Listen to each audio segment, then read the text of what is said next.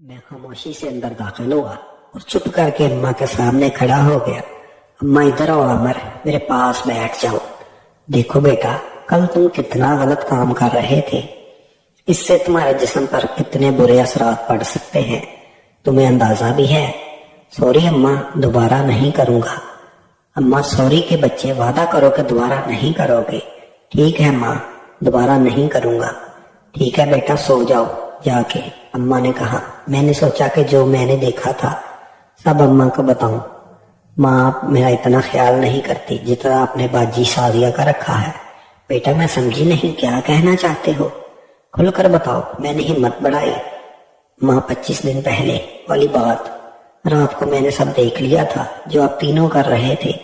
ये बात करते ही माँ का रंग पीला हो गया और माँ की हालत बिल्कुल खराब हो गई। माँ की ये हालत देखकर मैं डर गया और दिलासा दिया कि मैं समझता हूँ कि यह आपकी मजबूरी है। जितना मैं मजबूर हूँ इससे कहीं ज्यादा आप और बाजी शाजिया मजबूर है। बाजी शाजिया की बातें भी मैंने सुनी है कि वो कितनी मजबूर है। माँ फिक्र न करें, ये मेरा और आपका राज रहेगा। बाजी शाजिया को भी पता नहीं चलेगा कि मुझे सब पता है और ना ही सहेल को पता चलेगा। बस आप एंजॉय करती रहा करो। मेरी ये बात सुनकर माँ काफी रिलैक्स हो गई। माँ ने नजरें झुकाई थी। सॉरी बेटा, लेकिन तेरे बाबा 4-5 साल बाद घर आता है। बेटा मैं बहुत बर्दाश्त करने की कोशिश करती हूँ लेकिन नहीं होता मुझसे। मैं हंस दिया। वैसे माँ एक और बात। माँ क्या, कौन सी? मुझे यकीन नहीं हो रहा। सहेल कितना छोटा है और उसका तो कितना बड़ा है।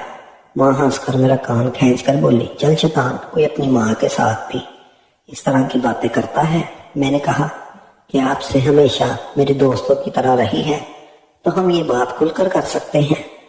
अब माँ मुकम्मल मेरे साथ क्लोज हो गई थी। हाँ बेटा, आपको तो मैंने दूध में गोली खिला ही थी, इसको भी तुमने जाया किया था। जी माँ, अगर जाया ना करता तो ऐसा नजारा देखने को किधर मिलता।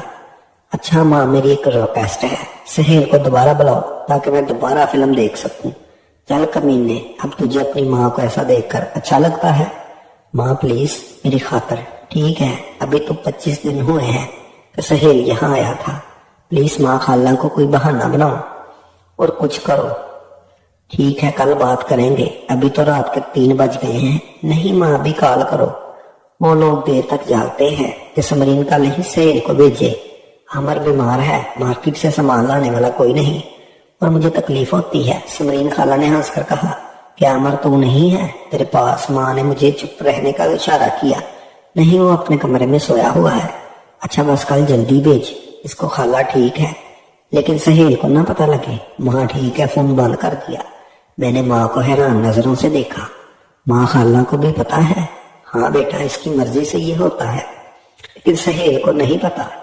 ठीक है माँ, बस जल्दी से सहेल आ जाए, बहुत जल्दी है मुझे। माँ हंसकर बोली। मैं हंसकर माँ से इस्तीफा मेरे सामने करना ठीक है। माँ बोली, नहीं बेटा, ये नहीं हो सकता, सहेल को पता चल जाएगा। मैंने कब कहा है कि सहेल को पता लगे? बस वैसे ही मेरे कमरे में एक बेड और एक चारपाई पर मैं सो जाऊंगा और एक बेड पर आप दोनों रहोगे और गोली का बहाना करना, इसको गोली खिलाई है और दूसरा मेरे कमरे में हीटर भी है। माँ हंसकर, मैं तो तुझे छोटा समझती थी लेकिन तुम तो बड़े कमीने हो, प्लान भी तुमने सोच लिया था। ठीक है बेटा, मुझे भी नींद पूरी करने दो, तुम भी पूरी कर लेना। वैसे भी वो कल तेरी माँ को सारी रात जगाए रखेगा। ठीक है माँ, गुड नाइट। सुबह नाश्ता किया तो सहेल की कॉल आ गई। अमर, माँ बता रही थी कि आप बीमार हो। हाँ यार, जल्दी आ जाना। ठीक है, मैं निकल गया हूँ। माँ को खुशखबरी सुनाई, बेटा सहेल के सामने नाटक करना, उसे पता नहीं लगना चाहिए। ठीक है माँ। सहेल का टाइम हो गया। माँ भी गजब की तैयार हुई थी और सहेल भी आ गया। मैंने गले लगाया, मैंने भी सलाम दुआ की। माँ ने सहेल को एक स्माइल दी कि बेटा मैं चाय बना कर लाती हूँ। सहेल ने बताया, खाला जान मैं थोड़ा आराम करना चाहता हूँ, सफर की वजह से थका हुआ हूँ। माँ मुस्कुराकर बोली, ठीक है बेटा, मेरे कमरे में सो जाओ। सहेल माँ के कमरे में सो गया और माँ खाना बनाने चली गई और हम बाहर घूमने गए।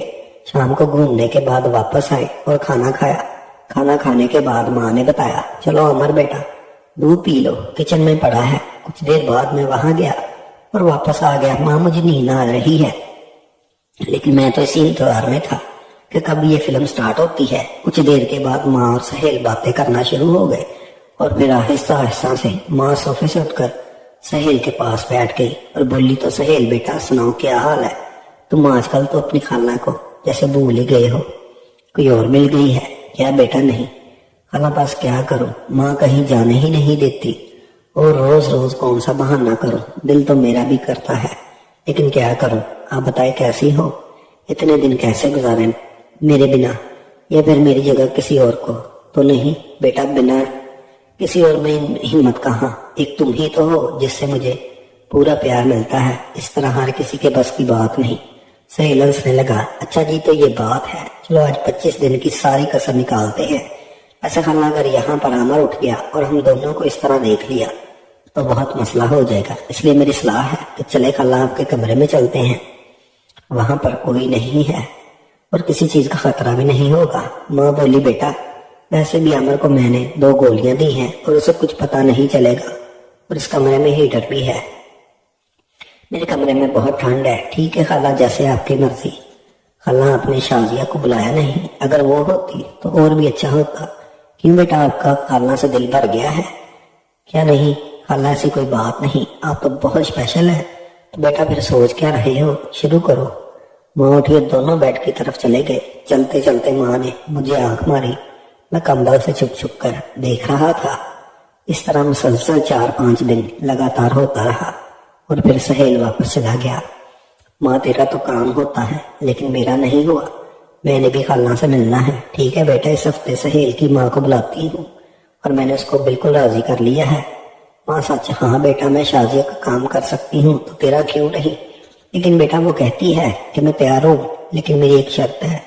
کون سی شرط ماں؟ پتہ نہیں کیا کہہ رہی تھی کہ وہاں آ کر بتاؤں گی۔ یہ سن کر میں بہت زیادہ خفا ہوا۔ بیٹا خفا کیوں ہوتے ہو؟ تیری ماں ہے نا، اگلے ہفتے آنٹی سمرین یعنی سہیل کی ماں آ گئی۔ یہ بات سوچ کر میں بہت زیادہ شرما رہا تھا۔ سمرین آنٹی مجھے عجیب نظروں سے دیکھ رہی تھی، پھر ماں سے بولی سمرین آنٹی ارے آئی۔ ماں میرا بھانجا تو بہت شرماتا ہے، پھر اس سے کس طرح بنے گا کام؟ اور آنٹی نے ایک زوردار کہکا لگایا جس پر ماں بھی ہنس پڑی۔ رات ہوئی اور میں بہت زیادہ پریشان تھا کہ کس طرح میں سٹارٹ لوں گا اور کیسے ہوگا، پھر وقت کا پتہ ہی نہ چلا۔ رات 8 بجے کے بعد ماں اور آنٹی دونوں اپنے کمرے میں چلے گئے۔ میں نے دروازے کے ساتھ کان لگایا تو آنٹی نے ماں کو بتایا کہ ہائے ماں میں تیار ہوں اور اس کام کے لیے آخر عامر بھی تو میرا بیٹا ہے، لیکن میری شرط ہے کہ تم بھی ہمیں دیکھو گی۔ ماں نے ہنس کر کہا کہ کوئی نہیں میری بہن، مجھے منظور ہے، اور ویسے بھی اس میں کون سی بڑی بات ہے، عامر کو تو یہ بھی پتا ہے کہ میرا اور سہیل کا کیا رشتہ ہے اور وہ ہمیں کئی بار دیکھ بھی چکا ہے۔ یہ سن کر آنٹی چونک پڑی۔ پھر کچھ باتیں کرنے کے بعد ماں نے مجھے آواز دی عامر بیٹا ادھر آ جاؤ۔ میں ہمت کر کے اندر گیا تو ماں بولی بیٹا تمہاری خالہ تمہارے لیے تیار بیٹھی ہے، اور پھر میں نے خالہ کے ساتھ ماں کے سامنے ہی سکون حاصل کیا اور آسمانوں کی سیر کی۔ اب تو یہ معمول بن چکا تھا۔